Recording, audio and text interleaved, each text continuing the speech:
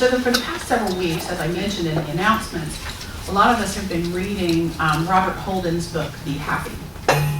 So there have been lots of discussions floating around our community about happiness. And I know that if you're reading the book, you're probably having those discussions at your kitchen table and things like that. So what I know is that no matter how you approach the topic of happiness, whether you're reading a book about it or watching a TED Talk about it or exploring that topic in any way, you're going to find one word over and over again, no matter how you approach it, and that is gratitude. It seems like the two words kind of go hand in hand, happiness and gratitude and happiness. And that really, really makes a lot of sense to me, because having the ability to look at life through the lens of gratitude is a skill, and it's one of the keys to happiness.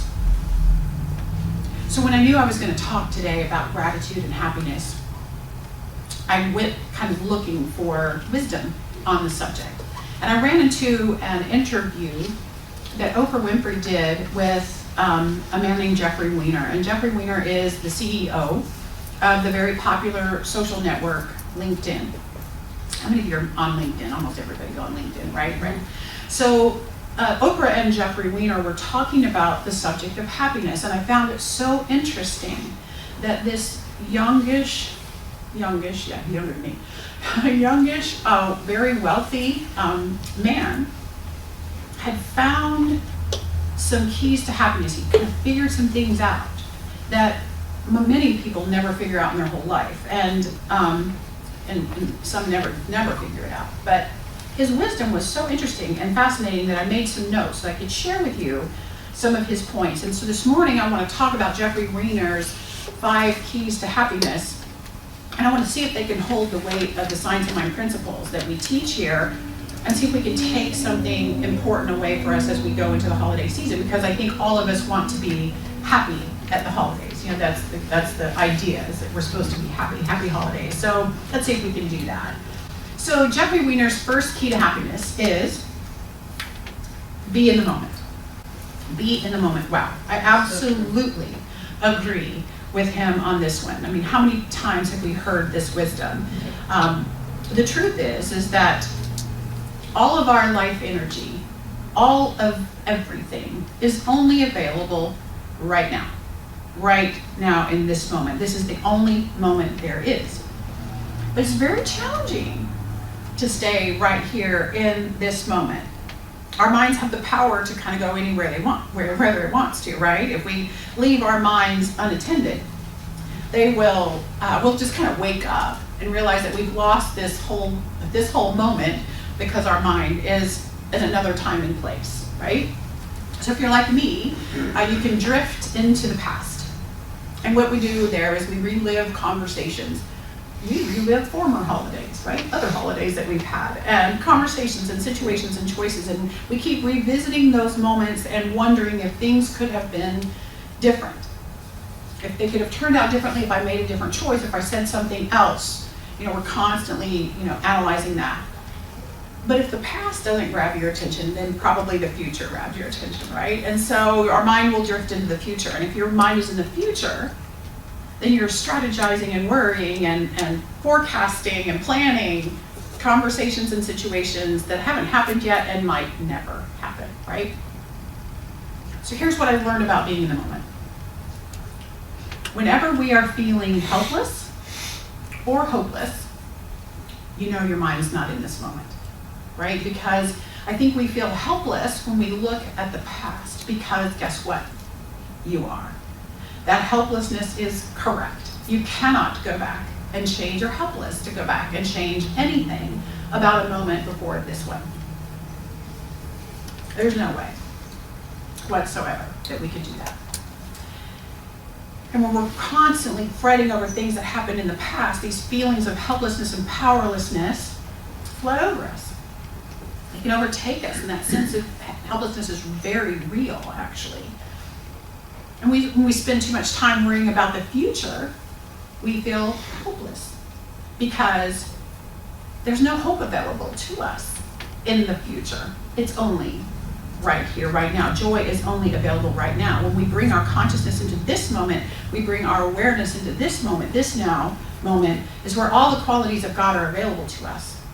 This moment's where peace is. This moment's where joy is. This moment's where serenity is, right here and right now. We just have to remember and center ourselves in that. And we often, start our affirmative prayers with a deep centering breath, like come into this moment, come into your body right here, right now. Because happiness can only be found in this place and time. So as you go through this holiday week, try to practice staying in this moment. This Thanksgiving is this Thanksgiving. It's not any other Thanksgiving. It's this one. And sometimes we drag our expectations from prior holidays into this one and compare to it, right? And if you can focus on the details of this present moment, as you gather with others, or even if you are alone, what does this moment have available to you? Whatever your experience is this week, practice, be mindful, stay in it hour by hour, minute by minute, bite by bite, whatever it is. Find the God, find the love, find the joy right here, right now, because it is there if you look for it. So I see why Jeff Weiner puts this at the top of his list, because being in the present moment is the key to peacefulness and serenity and happiness. So Ernest Holmes says this. Let's see if he agrees. He says, anything that has ever been thought at any time in the history of man exists in the universal mind. There is no past, present, or future. They merge into the one. There's only one moment. So Holmes would agree with Jeff Weiner.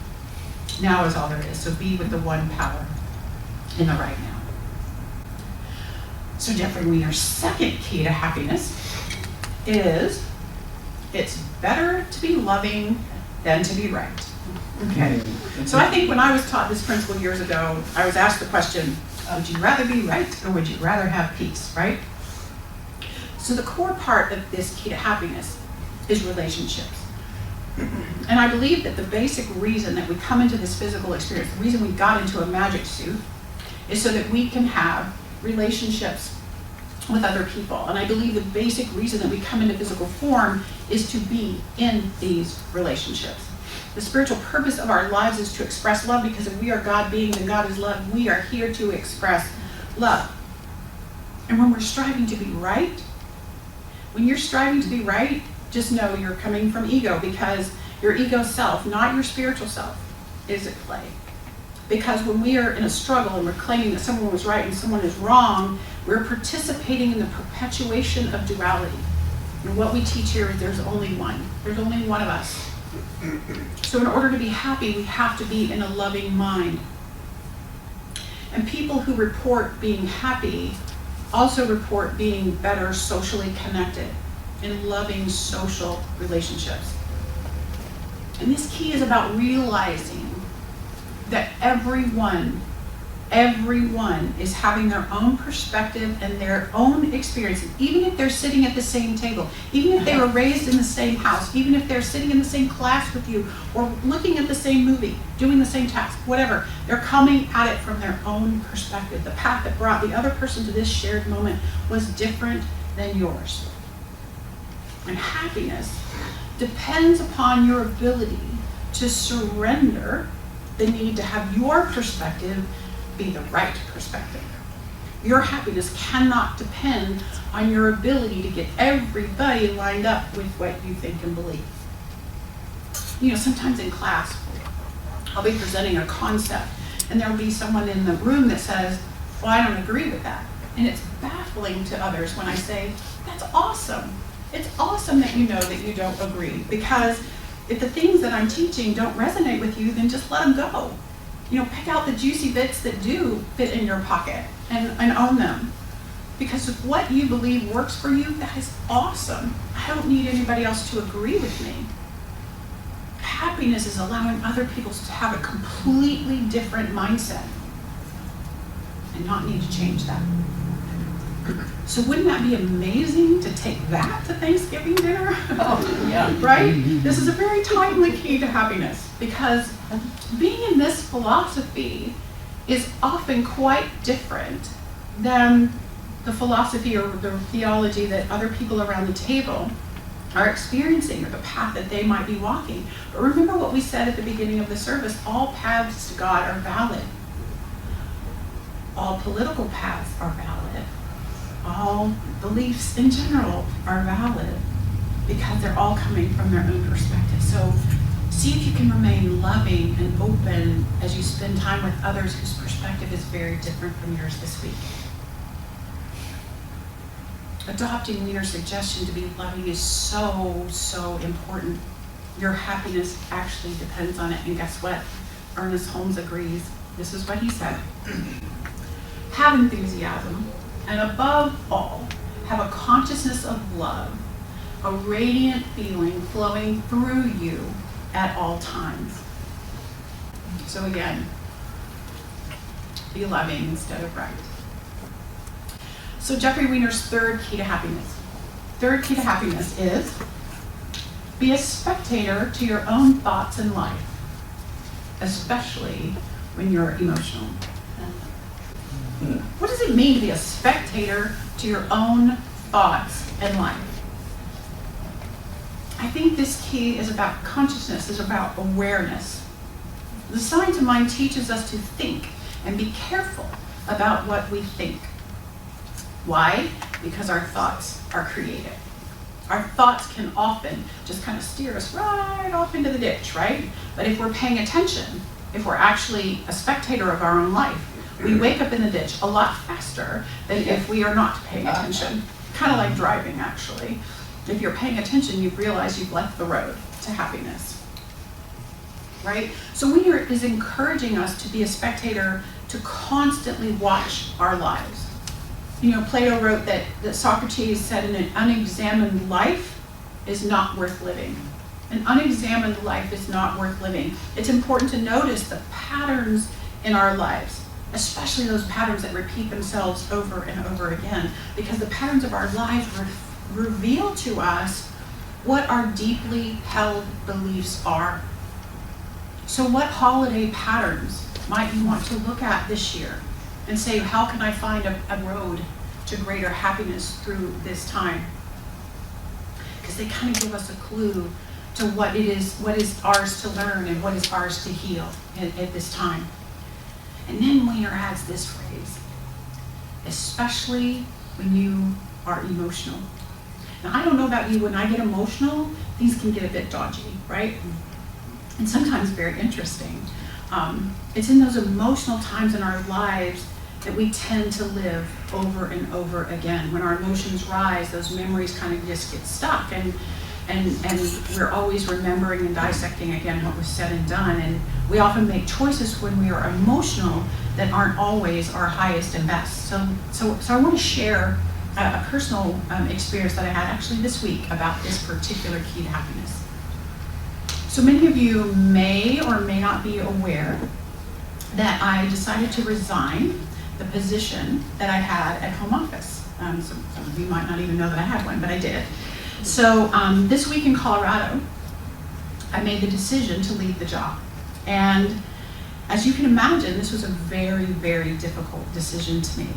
But I was following Weiner's third key to happiness. You know, I was being a spectator to my own thoughts, my own life, and my own emotions.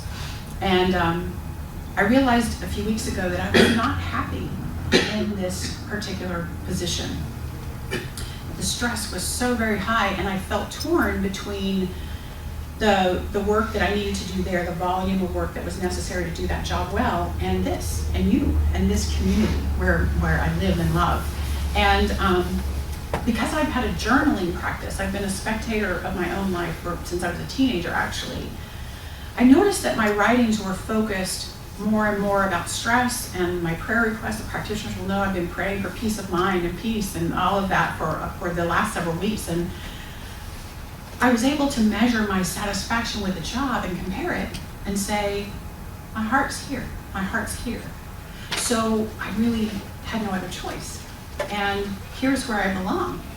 And being attuned to my inner life, my thoughts and my emotions and my experience helped me choose in a way that better realign myself with the love of my heart, right? And so thankfully I was paying attention to myself. You know, I wished that I could have known sooner, but I knew when I knew what I knew, and it was this week that I made that decision. So Ernest Holmes also talks about the power of emotions. And I knew that when my emotions were way off kilter, man, I needed to wake up, I needed to figure this out. So when our thoughts are fueled by emotions, they're powerfully creative. And so when I paid attention to that, I knew that I wanted to create something here and not there. So pay attention. So I invite you this week, as you experience your holiday experience, be curious about yourself. Pay attention to your thoughts about the people around you. Pay attention to the food that you eat and what you think about that, the patterns that you find yourself repeating this week. And especially pay attention to the emotional quality of your experience and lean into the joy within you. Follow that path to the greater experience that's available in the middle of everything that you're doing. So his third key is important. His fourth key to happiness is help others as much as possible. The basic message of this key is that when we know that we are connected to everyone else, our impulse is to help each other, to serve each other. This is the seminal message of oneness. It is the message of oneness. Wiener was making the point that he went out of his way to help other people in his career. Matter of fact, LinkedIn is all about helping other people connect with the resources you have. You're connecting with others. You know, there's this deep satisfaction in helping someone else, whether it's in a big way or a tiny way. There's a joy that rises in that. And happy people help others. It's just basically as simple as that. So in this community, we invite everyone to help in some way, to serve each other in some way. You know, as I mentioned in the announcements, join one of our teams, be a part of creating this and serving others. Whatever your time can allow or your talents you have, bring them to serve. Holmes puts it this way: the happy outlook on life is always constructive. The understanding heart is filled with sympathy and helpfulness towards all. Holmes. And Wiener's final key is, you guessed it, be grateful every day. You know, sometimes you really have to look hard to find things to be grateful for. And other days, blessings just seem to kind of pour down like rain, right? And one of the very basic spiritual practices that we teach is about a gratitude journal. And we learn that what we pay attention to, we get more of. That's just how life works. Wherever you put your focus, you're going to draw more of that to you. So often we pay attention to those trivial, minor, irritating things. You know, when you get on an elevator with a bunch of strangers, you almost always find a complaint to share. It's just kind of human nature, whether it's the weather or the elevator slow or whatever, the doorman was rude, whatever it is, you're going to get on the elevator and complain. And small talk is almost always finding a common complaint together. So switch that. It takes mindfulness to shift to gratitude. It takes practice. But every single day there are more things to find to be grateful for than there are to be irritated about, but you gotta practice it. Holmes says this: in everything give thanks. An attitude of gratitude is most salutary and bespeaks the realization that we are now in heaven. Gratitude is one of the chief graces of human existence and is crowned in heaven with a consciousness of unity. The messages keep circling. So once I knew I was going to be talking about happiness and gratitude today, again, the messages just kept pouring in. And one of the emails that came into my inbox this week, probably because it's Thanksgiving, was from the Chopra Center of Deepak Chopra. And this article was about the major benefits of practicing gratitude. And Chopra posits that expressing gratitude doesn't just feel good, it actually offers many benefits to your overall health. So if you can develop a deep feeling of appreciation for your life, your actual life will begin to shift. Your physical and emotional well-being improves. So here are his benefits to gratitude. In gratitude, you will experience greater physical and mental health. So what does he mean by that? Studies have shown that gratitude has proven, get this, to reduce inflammation, improve cardiovascular health, relieve depression, and improve your resilience. And guess what? He goes back to the gratitude journal. They did this study, and after 2 weeks of college students keeping a gratitude journal, participants in the study reported clearer skin. Who doesn't mean that? Fewer headaches, less stomach pain, and less congestion. I think I need a little bit more gratitude. Number 2, gratitude can reduce stress and make you feel happier.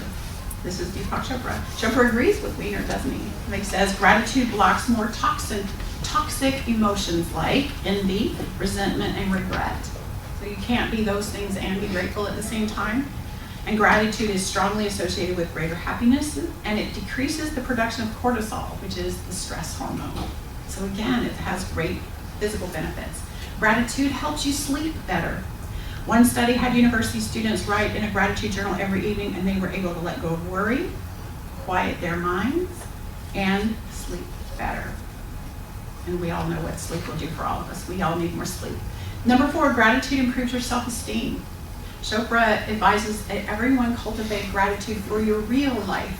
So on social media, you're always comparing yourself and your whatever's going on with you with the highlights of other people's lives, right? And when you develop gratitude for your real life, whatever's going on, but not only the flaws, but the successes and everything, then you begin to boost your image of yourself. And you stop playing that comparative game as much. And the final benefit of gratitude is gratitude improves your relationships. Chopra says that when you consider the gift that your relationships are, and you express gratitude as your basic communication in your relationship, every relationship you're in shifts to the better. So I just want to recap Jeffrey Weiner's 5 keys to happiness, because we all need them. Be in the moment. Be in the moment. It's better to be loving than to be right. Be a spectator of yourself. Examine what's going on with you. Help others as much as you can. And stay in gratitude. So as we move into this week of Thanksgiving, let's do so with a deep intentionality to be happy. And gratitude is the path to that. So help those around you. Steer the conversation into thankfulness, into gratitude. Be a spiritual leader at the table that you sit at this week. Everyone will be happier if you are happier. And I want to close with a final quote from Ernest Holmes, because he puts an exclamation point on it. Let us waste no further time looking for the secret of success or the key to happiness. Already the door is open, and whosoever will may enter.